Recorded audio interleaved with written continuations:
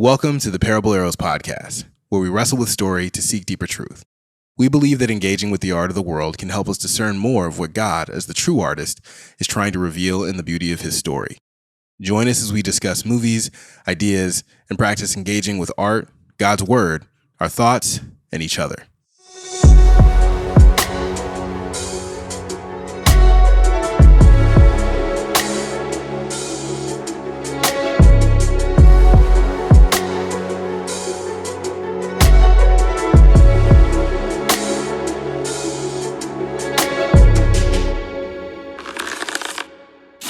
Welcome, archers, to our episode of the day. I am Femi Shigoya, and along with me is my co-host, Josh. Josh, how are you doing this fine evening? I'm good, and I be here. We're going to truck through because we got a lot, and we are excited. And tomorrow's a holiday, so we get to record on a Sunday evening. We want to also appreciate everybody listening. So today, our subject is Wicked Part 1. What? A movie that came out less than 5 months ago? Oh, what is Parable Arrows podcast doing?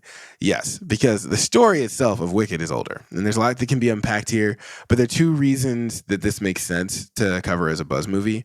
It has magic involved, which many Christians despise for good reason, and then the communities that most attached to a lot of musicals are people who are marginalized, and specifically the LGBTQ community, and a lot of people read themselves into the story. What we're doing when we're reading into the story, we might be rejecting the idea that we could be a different person in the story than the one that's outlined.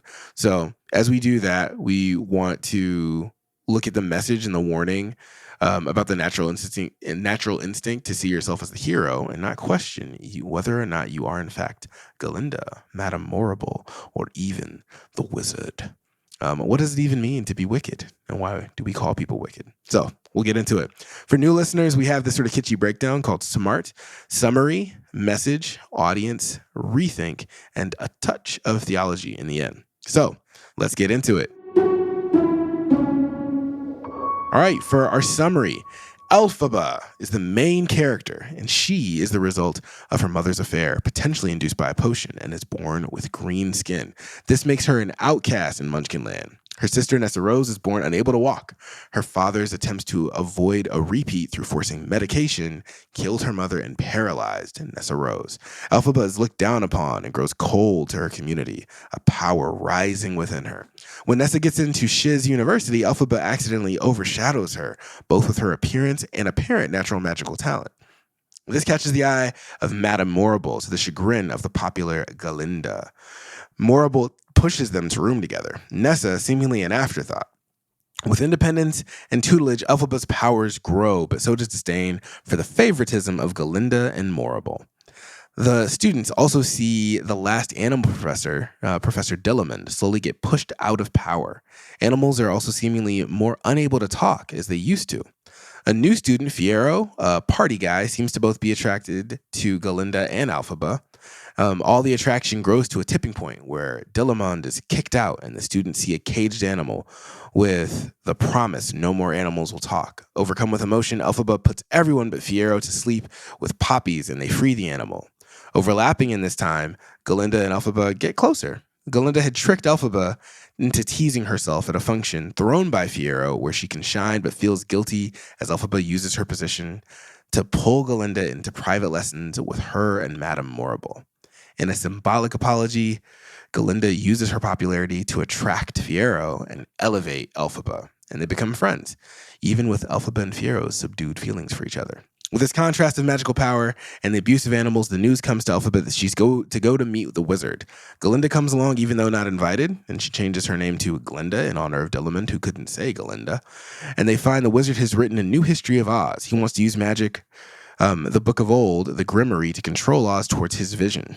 Morrible is in on it, and although neither can read the Grimoire, they were searching for someone like Elphaba to do just that. Elphaba realizes the wizard trapped the monkeys that guard him and forbid them to speak as they guard the palace. Trying to free them, she uses a spell that gives them wings, and the wizard tells them under threat to chase her, and Morrible challenges Galinda to convince Elphaba to come back. At the climax of this part, of the play.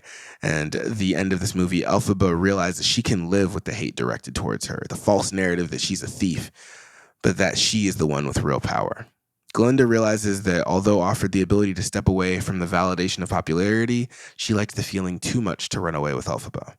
With the final use of a spell, they part ways and Elphaba flies away from capture with the false narrative ringing about her through Oz. She's wicked, killer. And that's a lot, but we'll get into it. All right, for the message, Josh, what do you think the message of Wicked Act 1 / Wicked Part 1 is? Yeah, dude, there were like so many plot lines that could be pulled into their own message. I wrote one down, but as you were reading through the summary, another one came to mind was the idea of being responsible for like the circumstances that you inherit from like the decisions of generations before you. So specifically, like Elphaba did not ask to be green. She did not choose to be obviously, choose to be born from an affair that had some sort of magic involved. And yet, because of those decisions that other people made, she is constantly seen as an outlier. She's basically abused emotionally by her dad, or, not even her real dad, I don't know what you would call him. I mean, her actual caretaking father. Her caretaking father. Like she's an outlier and none of that was her fault. Like that just happened to her. And yet she's the one who's kind of responsible for dealing with it, which is really unfair and unjust, but it also is like the reality of the whole situation. So we could go on a whole thing about her versus Glinda, whatever. But the one that I kind of was most captured by was the idea that the things that make us the outlier to our surroundings, wherever we're at, that can actually be the thing that equips us to be the perfect person to fix something, stand up for something, see a different way of how to do something. The cost of that, though, is often being seen as an enemy for a long time, or seeing like, there's like a distance. And we see that with like Elphaba versus Glinda mainly, but you had like 5 as well. So what were you thinking were some of the key ones that stood out to you? I will read just verbatim what I wrote. Yeah. Woo, I don't really know. I think the biggest is that sometimes large institutions suppress the truth to use power to their advantage to the point of twisting narratives. Truth. The others include how important it is to call out abuse, the importance of parental love and marital fidelity, how fear may cause more problems than it's worth, that blame ruins more relationships but doesn't fix what can't be fixed, that popularity is fickle and painful, or image isn't as important as substance. Beware false friends. The ends do not justify the means. Just because it's announced doesn't mean it's the truth. Those are all of the messages that I was picking up on. Yeah. But do you agree? Well, I was going to flip it a little bit go ahead. because as you said to the beginning of this, to kind of our ethos, Wicked is about witches, magic and all that stuff. So how do you see some of these messages coming through as like redeeming or important for us to engage with this kind of story? Or like, the fact that I would agree with a lot of those messages and the conclusions that are drawn, like we do see Elphaba rise above a lot of those things that were unfair and unjust. We see, the decisions of Glinda as her friend to betray her to stay popular and to stay in things. And, like, I feel like a lot of the conclusions of how things go are good. But how do you think we handle agreeing with those messages in a movie like this, where, some people might see just the exterior or just the creative representation? Yeah, so most of the time, not all the time, most of the time magic is just a stand-in for power in what we would call the normal world. Miracles and the ability to perform them are a sign of power in the real world. And so when someone can do them, it feels like they have more power than you, and power and influence is something we go after in stories because it's hard to represent power quickly without filling in an institution, a hierarchy, and giving everybody all the details of how it works. Like, you're not going to put a whole constitution. Magic is just an easy Unless you're writing stand-in. Dune, then, You know, you will. like, right? Yeah. Oh Yeah. my gosh. Yeah. How many people have read it versus people like True. know about it, you know? True. Wikipedia summary it. So I think that pulling out magic as a power thing and saying, hey, in this story, it represents power. It doesn't represent the actual negative thing that it can be in the real world, where magic that Christians are usually afraid of is the magic that I am trying to manipulate and control things towards my end in the real world. It's not a stand-in representing the power that I might actually have in the real world, which is size, voice, personality, things of popularity. In the movie, Galinda's popularity, which we'll get into a little bit, Galinda's popularity is the thing that is her power. Mm-hmm. Her power is she understands how to use basically marketing herself well to manipulate those around her and to control those around her and get what she wants. And she even has that line of like, what's the feeling? Like, I didn't get what I wanted. Mm-hmm. It's like she's so shocked because she Mhm. knows that's her power. Magic is the thing that Oz and Morrible want to have power of, and even Galinda, because if she's popular and has magic, whoo, Lord, right? It Mhm. becomes a thing.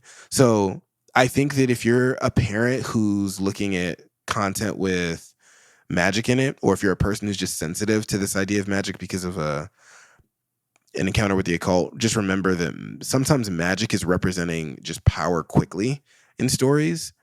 And if the great and powerful Wizard of Oz is the one who has the most magic, right, then people are going to glom onto the person representing the most power, the most magic, which is why the story sort of progresses as it does.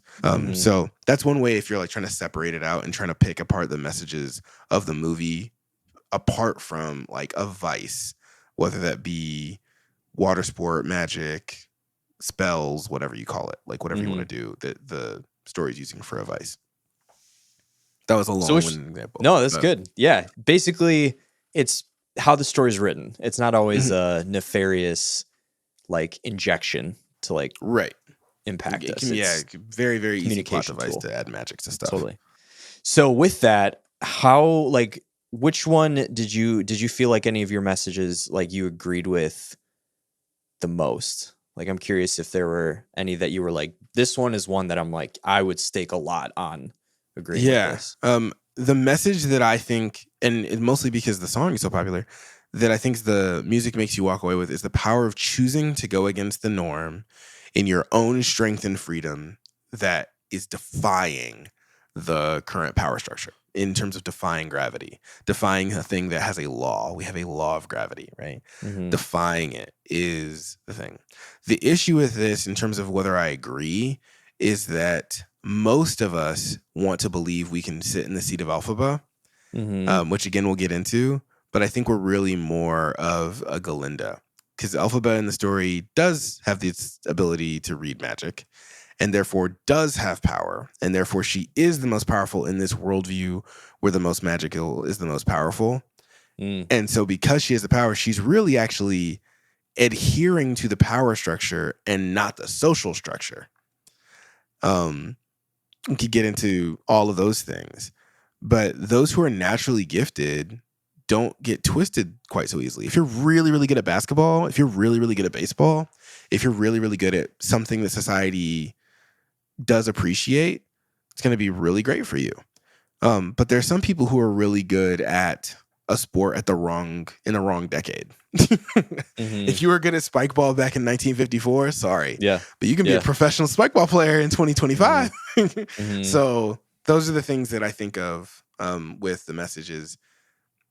Defying gravity, yes, is I think the key one, going against that norm and the power structures and the lies. But it's hard to really mimic that in our world. If you are that powerful, you're probably going to figure out a way to be okay and not have to be, ostracized. So Totally. what about you?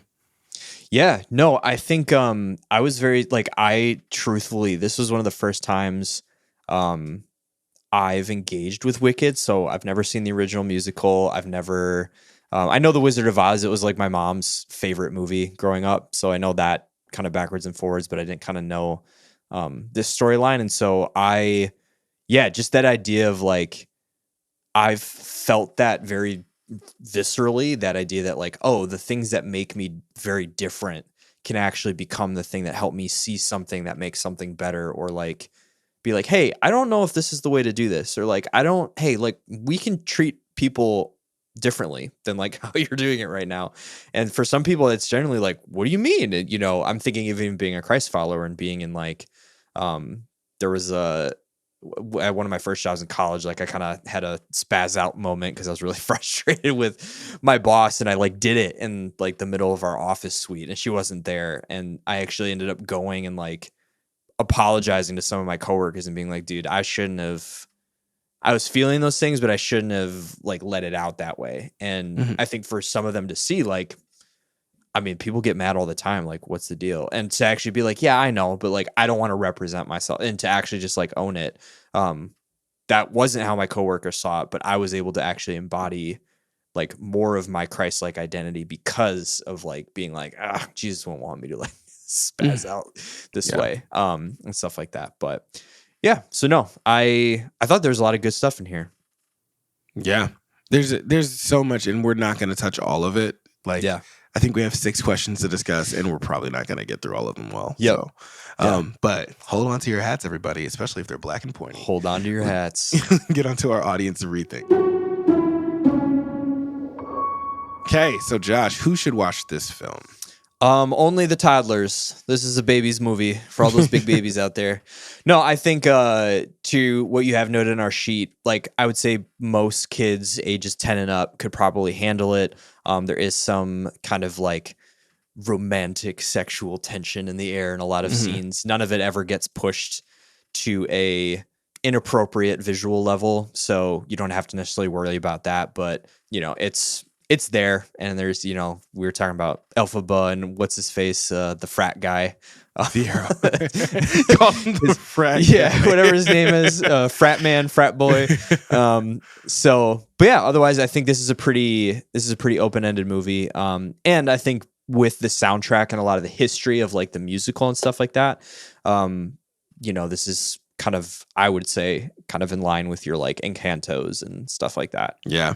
I would say, yeah, most audience can do it. With kids, again, watch like how little they are. But yeah, kids love the music. My kids are 3 and 4. They've never seen it. And they probably won't see it for a while. But they like the music as we've been listening to the music. And I won't even let them listen to some of the Hamilton soundtrack, because Hamilton soundtrack has some words that we shouldn't be saying. So like at least in our household. So I think that those are things that you should do with friends for sure. Who hasn't? And evangelistically, like it's a really good crossover cultural movie for some of the things we will talk about to like get people to discuss a little bit longer. So yeah, totally. But I'll ask the first question from our discussion for our rethink. Do you think it's cool? It's saying your mom really liked The Wizard of Oz, or wrong to take a story and twist it from the original author? So L. Frank Baum wrote The Wizard of Oz, and then well after he died, I'm going to have to look up the name because I didn't write it down, although I should have. But the author of Wicked, Greg McGuire, in 1995. Oh, wow. So that's pretty recent. Yeah, L. Frank Baum wrote The Wizard of Oz in 1900, so this is like almost 100 years later. Do you think that's a cool thing or a weird thing to like take a story and be like, here, I'm going to add all this stuff around it? Yeah. Well, as a not wanting to be a hypocrite person, because that's exactly what I did with our first narrative project, Sabbath of Sorrow, I think it is a really good tool when done well, if that makes sense. So I'll explain a little bit. I'm going to nerd out a little bit here. Not the same scenario, but I remember watching Star Wars Episode 8, and I remember people being furious at the story and Oh, like yeah, for yeah. a lot of reasons. And one of the reasons was because of how Luke Skywalker is portrayed. He's portrayed as this like grumpy curmudgeon, Yeah. just like, "Rawr," like get off my lawn, Ray. Like that's kind of how he approaches. And as time has gone on, I kind of see it as like what happened in that twisting of Luke's character didn't make Luke deeper. It made him seem like someone he wasn't, and that caused dissonance in the audience that made them angry, not like, wow, like what a cool, interesting person. Like I love this character even more. And so I think with Wicked, it's doing the opposite in the good way, which is here's this world, here's how things have ended up, here's how people have reacted to these scenarios. Well, what got us here? And how could giving us more depth to this story actually deepen like the love or the excitement or the passion we have for this world and its characters and its lore and all the things that go into it? And when that's not done as a cash grab, talking to you, Marvel, I think Shots shots fired. fired. There's more in the chamber. Load up. Woo. But I think like when it's done like that, it brings more depth where like now for me, I only knew The Wizard of Oz as like, this crusty old movie that my mom loved as a kid. But now I'm seeing Wicked and I'm watching it, however many years, 30 years later. And I'm like, man, like there's some really fun, cool stuff in here. And like, oh, this is really interesting. Like now it's kind of getting me as this, political conspiracy, dystopian nerd. And I'm like, ooh, I'm into this. Like I kind of get it. And I see some of the threads. So I think when a book is given some of that creative, I mean, you could lump The Chosen in with that, like not everything in The Chosen is pulled directly from scripture, but the intention of adding those things in is not to warp or to bend the message of what Jesus was saying, but it's intended to help us be like, wow, this is who he was and this is what he was about. And it creates like a consistency that makes him even fuller versus like being like, well, I'm going to kind of like make Jesus use a bunch of like Gen Z lingo to like make him like more hip, right? Like you could do that. I don't think that's blasphemous, but I think people would go like, Jesus wouldn't say yeet, like that kind of thing. So that's my answer. I would agree. The enliven and enrichen, if you're doing it to enliven and enrichen the world a little bit more is great. I think if you're twisting it, just because this is taking it and switching a little bit, who could be the protagonist from Dorothy to Linda and the Wizard of Oz to Elphaba, you just honoring what was there, which I think these things have done pretty well. I've not read the book, but just going like, okay, well, you're handling it okay. Like it feels like you're saying that all these things fit. But yeah, I don't know what L. Frank Baum would say. When someone takes a thing that you make, Totally. An easy question. This is the next one. Where do you think your Elphaba is a pretty easy question. You can think of yourself as a righteous warrior fighting for good pretty easily in anything in your life. Most people feel it's easy to recognize it. We're here to make you think deeper. So, where in your life are you Galinda? And where are you an aspirational Elphaba? So, I'm going to pull a fast one on you because I was thinking about this when you were reading through the summary. I actually don't know if I can like sense where I'm a Glinda because I feel like she's very like, to me, like raw authenticity is like my baseline. So the idea of having this character who's very like, ooh, like let me spin what I'm saying and doing to make everybody like me, I'm like just like, wow, like that just makes me cringe. However, frat guy, as I lovingly called him, Fiero, I definitely see some of the unhealthy aspects of myself in him where, like he is at shiz because he like didn't take any of the other places like really seriously.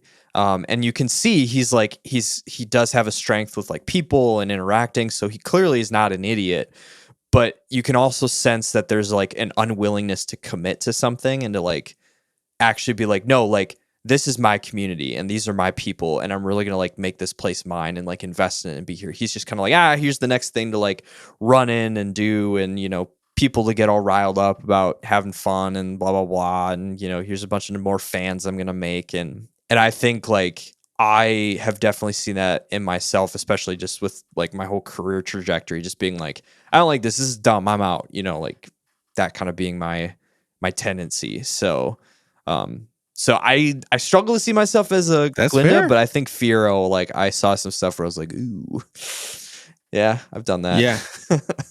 Yeah, I would agree that there's not somebody who like I'm like, oh, I'm just like this person. But I think that it's good to remind myself that I have villainous things in me, that therefore I need to continue to work with humility, changing them towards the things of good and righteousness and love and care for others, because I can always slip.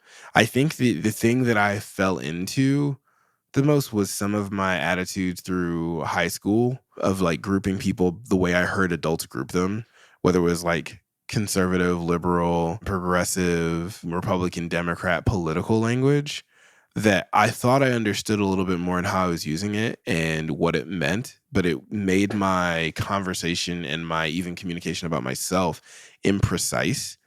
But in that, I use labels like a Galinda does and probably hurt people that I didn't know in either holding an idea in a certain way or just communicating something that could be offensive by accident because I'm trying to communicate something else. And then in my immediate family, like I did really well in school. So it was easy for me to get teachers' approval because I had straight A's in their classes. But I think I probably tried to leverage that in ways that I didn't need to leverage it. And in so doing, like Galinda, in focusing on that popularity, I didn't focus on other elements of networking and relational community because I was so focused on making sure I could do that. And that it made me blind to some of the things emotionally that people around me needed, either from me or that I needed to vulnerably admit to myself.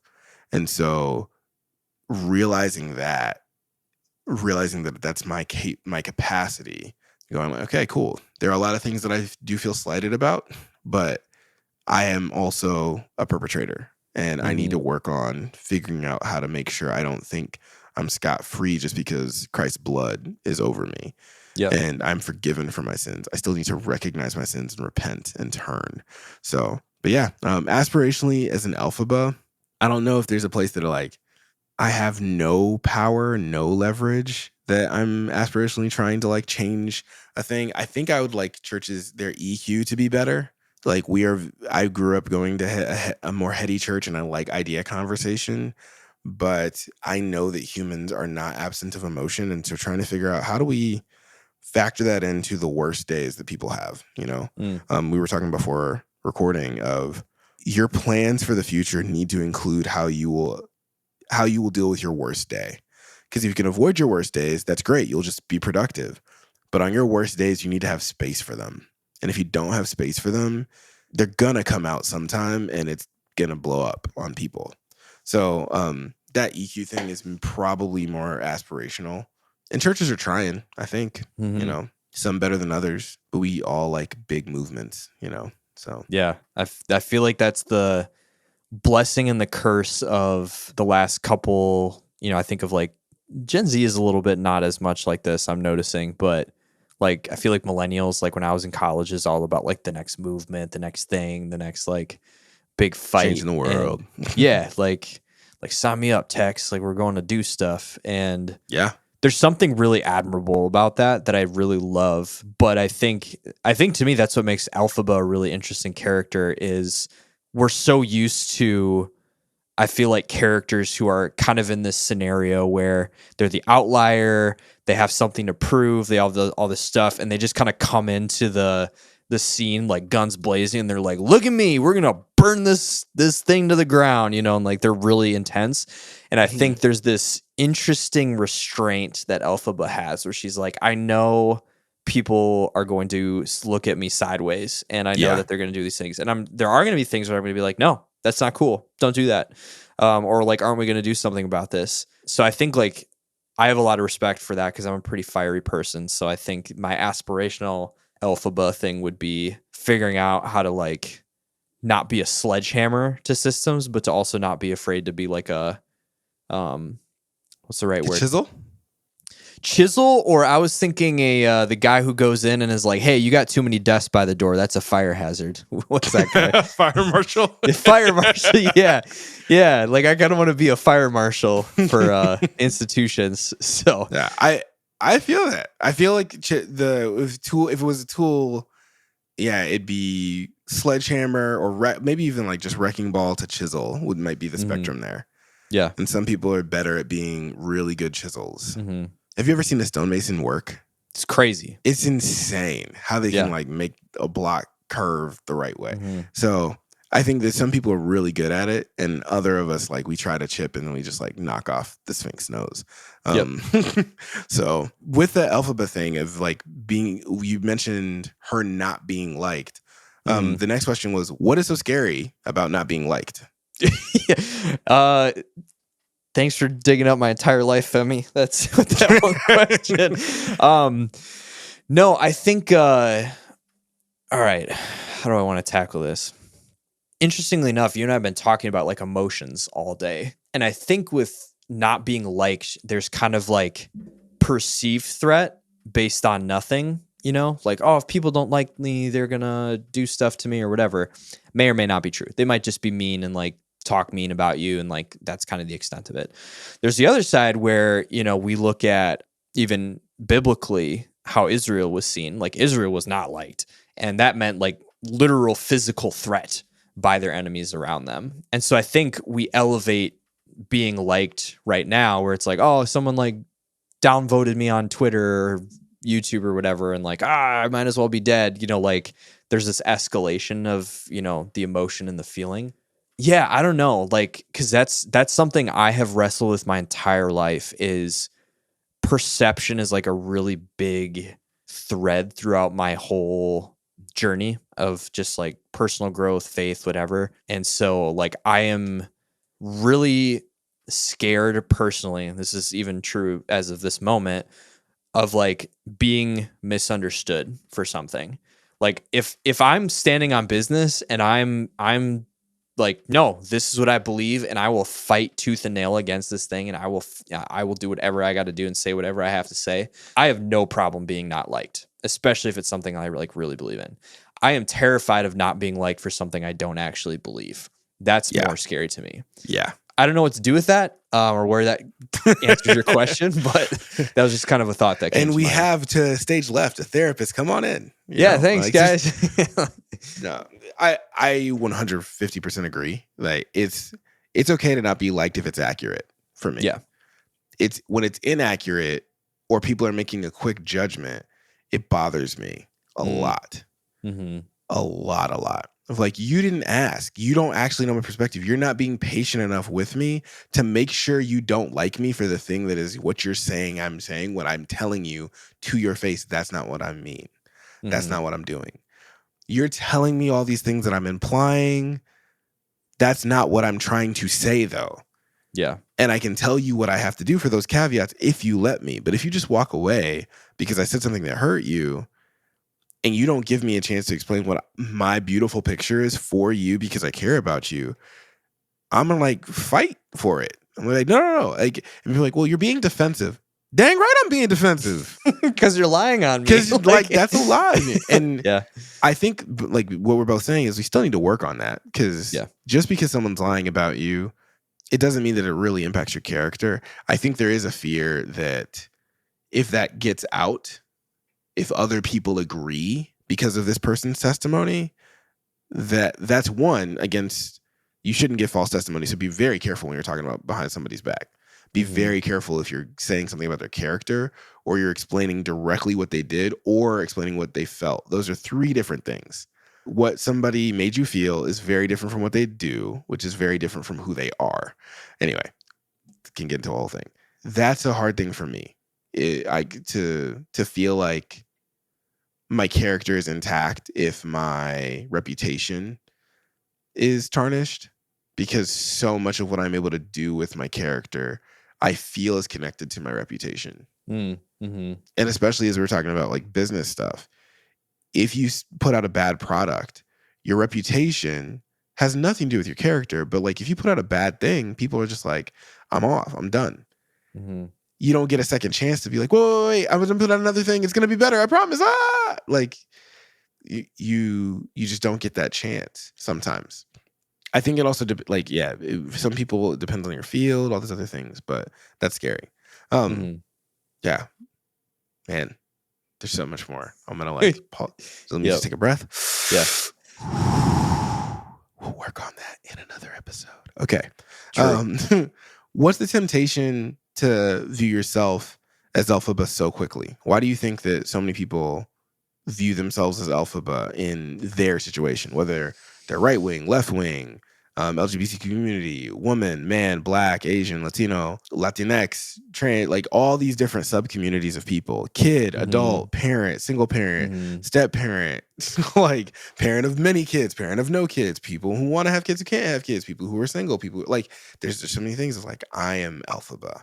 You're like, whoa, wait, why did you go straight to the hero of this version of the story? Yeah. What's that temptation? Well, I think we all like to be the person who is doing all the cool stuff and like standing up against all the big things and things like that. But I think too, there's like, this is a weird phenomenon to me. I see this like dynamic in the world right now where there's this desire that people desperately have to be different and to be unique and to like embrace and be, like to just be like not afraid of what people think and like I'm just gonna be me. But then they're like viscerally defensive of like who they are and will be like very just like aggressive and like people seeing them a certain way or understanding who they are. And that's not even just like like I think that could easily be interpreted in like the LGBTQ or whatever, but I'm meaning even with like like no, like I just believe in these cultural values as an American. I'm a farmer from Nebraska. I'm like this is what I believe in. And then if anyone challenged it, it's like, don't you dare come. You're like, whoa, like time out, homie. Like, and so I think, like that just is really interesting to me where you have that desire to be different and to just like be your full authentic self, but then also to your previous question, but you're also like terrified of people seeing your full authentic self. And so I think when you see someone like Elphaba, it's almost like getting to live vicariously through what that would feel like to kind of have a really thick skin, which takes a lot of, let's be frank, like getting beat up and like, to earn that. And so we get to like see the results of having that thickest skin and sort of like, yeah, that's what I want to be. That's who I want to be. But then you look at Elphaba's life and you're like, oh, she was a child out of wedlock and everybody hated her, even though she looked like the sweetest of girls. And like her dad was an absolute D-bag all the time to her, like she walks into a room and there's like an audible record scratch like that would do some damage to people that I don't think that they could handle. And so then when we see someone handling it, we're like, yeah, that's what I want to be like. But I don't think we understand the cost to be the kind of person that Elphaba is. Yeah, to be that hard against people's opinions means something really bad has happened as well. Yeah, I agree. I think that what you said right there of it's a wanting to look at somebody who actually did the standing up to and be like, oh, they actually stood up to the system. They did it. And they go, I would do that. Like every little girl wants to be a Disney princess who stands up to some evil queen or gets happy at the end, minus some of the older Disney princesses who are sometimes problematic.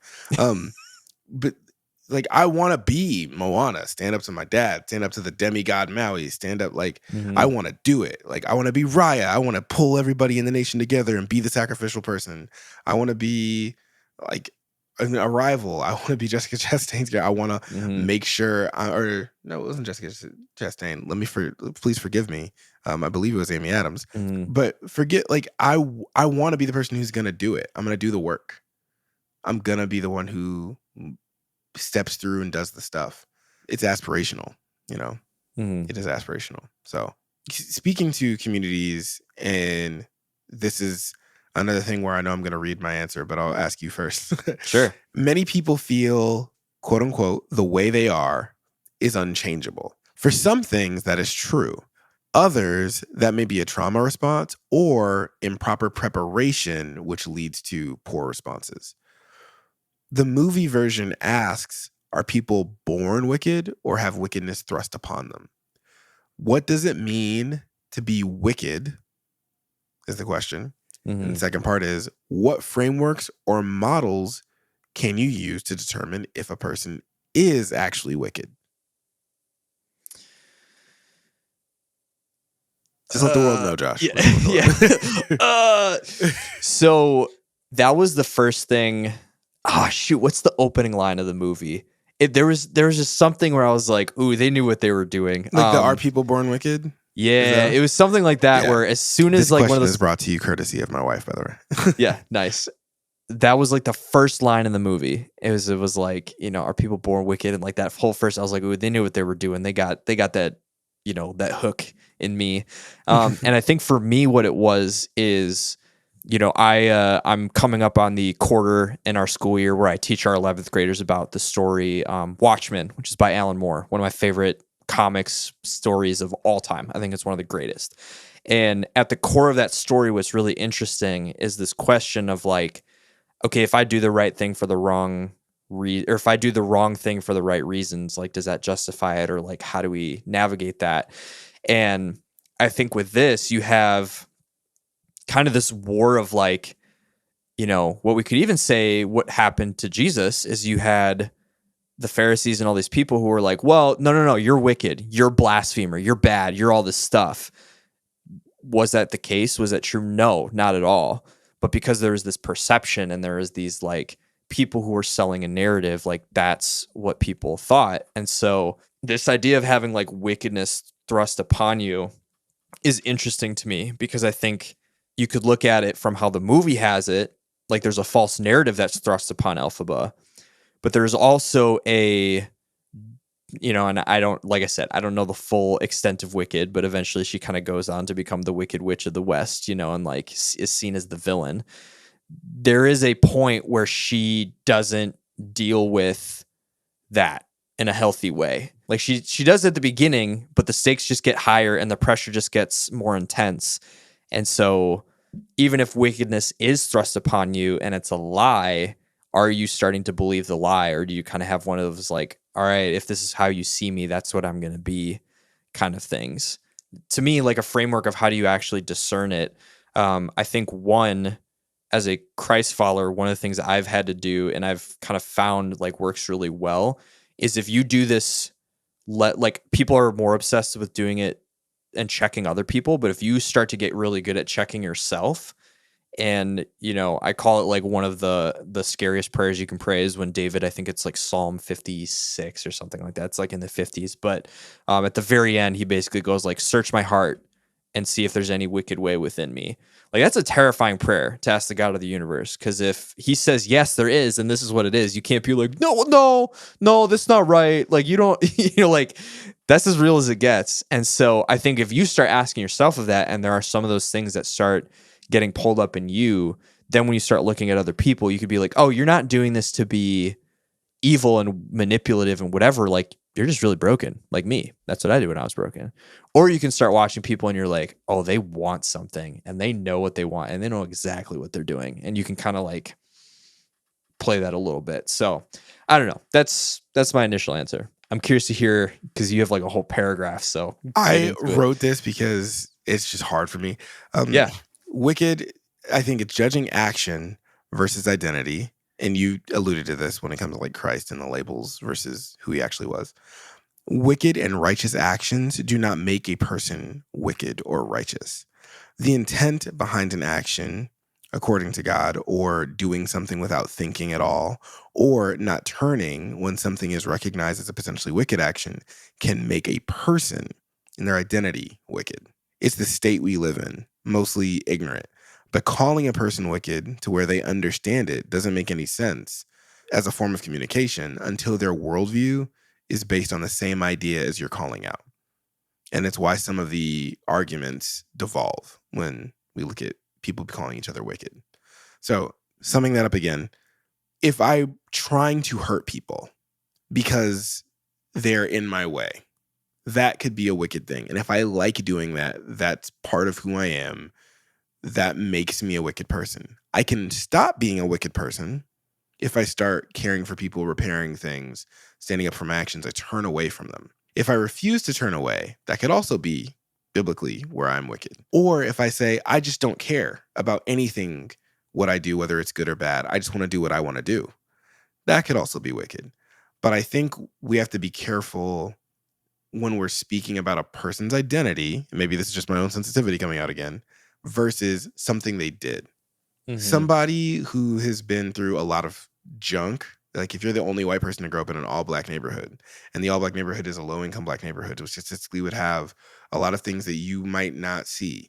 There's an option that you grow up and everybody in the neighborhood is so nice to you that you just like, man, I love black people. There's also an option where all those people are mean to you and you're like, man, I don't like black people. And if that is a kid who's like 10 or 11 years old and they go, I don't like black people because they've had a lot of hard experiences, what I heard, like me, is, oh, that kid doesn't like black people. If I go like, that makes them a bad person, a wicked person, versus going through all the legalese and all the patience that I should have and be like, that kid said they don't like black people. I should be like, what do you mean? What does that mean you do? Are you going to hurt them? Are you going to discriminate against them? Are you going to do something to them because you don't like them? Or do you feel hurt by them? Like, give me more for me to know. And that patience is something we don't do in other conversations, right? When somebody says the thing, we're like, oh, they said it. That's it. That's done. They did it. That's it. That's done. So being patient is hard, but action and being clear about the action versus the identity of the person. And identity of a person always takes longer to figure out, and you got to be patient with. Amen. If you just put an eyeball on somebody for 3 weeks, somebody who you think is an upstanding citizen could be a real dirtbag. And somebody who you think is a horrible person could be taking care of like 15 families in their neighborhood. Good and they might be Samaritan, doing right? it in ways you wouldn't, but you don't really know. Yeah. The last question I think we could skip and make it an audience question, if that's cool with you. Do it. Okay, so audience, do people with hard past circumstances get a pass for certain behaviors? What are those behaviors? And what is the line we draw for excusable and inexcusable behavior? Dude, that's we could have talked for like 4 hours on just that one alone. Yeah. So audience, that's your job. That's your question. We're done. We're tapping out for right now. Yeah.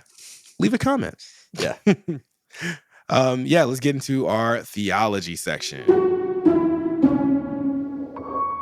All right. So as Christians, it's not just our thoughts, but comparing those thoughts and stories that are supposed to communicate truth. So that's where we lean on the Bible. So there's a couple of passages that picked out. We'll discuss very, very briefly. That's what got the touch of theology, not just theology, because we are not theologians. And so I have a couple here, and then Josh, I'll turn to you. Galatians 2:11-14. You see that Peter was having partiality being shown between the different groups of Jews and Gentiles, and Paul opposed him and called him out and said, hey, I did it to his face because you can't be two-faced. Like, you can't be trying to be popular. You got to be who you are and stand on business. James 2:1-3, don't show partiality because it is a form of judgment. It's really hard not to when you think someone can get you ahead, but just read James chapter 2, really, really good on that. 1 Samuel 16, it's the selection of David from among Jesse's family, Jesse the Bethlehemite, as it says, and he did not look like he was supposed to look. He was not the son that Samuel was looking for. Just remembering that that's not the thing that we're called to look at as we're thinking through wicked and behavior and past and all this other stuff. And then the last one that I had was 1 Corinthians 9:19-27. Paul says, and this is sort of a flipping one, which could be more on the Galinda side, make sure your gospel presentation is contextualized, right? For the weak, I became weak. To the Gentiles, I became like a Gentile. All of these things are not him saying, I changed who I was for people around me. It was, I was able to communicate the gospel in a way that people around me would understand. And so you still have to understand people enough to do that. You're not changing the message of the gospel. You're making sure people understand what you're actually communicating. And that's really important to confirm areas of disagreement, but also confirm areas where there can be understanding and agreement and further understanding into deeper things. So those are my passages. Josh, I'll turn it to you. Yeah, so I've just got two. So major correction, I got the address wrong. It is not Psalm 50s something. It is Psalm 139, 23 through 24. So it's David basically offering this prayer to God, being like, search and know my heart, oh God, see that there, search and see that there's no wicked way within me. And to me, what's really interesting about this passage is if you read the first part before those the last two verses of the whole thing, David says some wild nonsense. Like he's like, I want the death of my enemies. Don't you want them to like burn? He gets like really intense. And I think similar to what you were saying, Femi, a second ago, where if we hear someone say something immediately, we're like, well, what is David? Some kind of like, he want like genocide? Like don't talk like that. But I think that plea at the end is to see like, don't you see how much I want justice? And don't you see how much I want the world to be right and for the wicked to get what they deserve and like there to be truth and like, there's this deeper side to maybe the rawness that comes out in Psalm 139. So yeah, but I still think that's a really powerful prayer that if you really want to have God challenge you, pray that prayer consistently. I say it from experience, like you will get rocked. And it will be, if you want to talk about getting a thick skin, like asking the God of the universe to search your heart and like let you know what's in there. That's a scary step. And then lastly, this is like one of my favorite stories in kind of the Exodus era timeline of Israel. This is when Joshua and Caleb and some of the other spies go to check out the promised land, and they come back and they're like, dudes, it's awesome. We should go right now. And a bunch of the other older folks in Israel are like, no, that's a terrible idea. There's a bunch of giants and everyone's going to kill us. And what ends up happening is the Joshua and Caleb are really hyped to go, but all the others are basically, it actually says in the scripture that they start spreading false testimony about like what's there. And like, we're never going to get it. It's too hard. It's too scary. And it's that false story that actually keeps them out of the promised land because, they start causing dissension and Moses and Aaron get involved and it's a whole thing. But yeah, just that whole idea of like not telling the truth, go figure, has like really radical consequences, even if the truth is scary. And so, yeah, just the importance of like, seeing things accurately and representing them accurately, even though it's tempting to want to use language, to use influence, to use schmoozing or whatever to impact and get the result we want. So that's all I got. Yeah, we hope that all the talk goes well. I do want to give somebody, if they call you out in the comments, the first comment to call you out on the misreference. Oh, sure.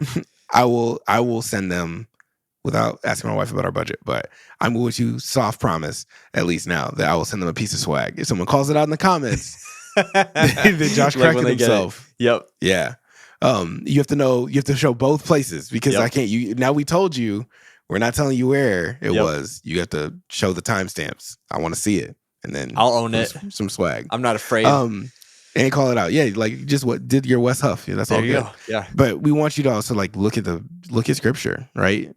When there's culture swells like this, like it's awesome.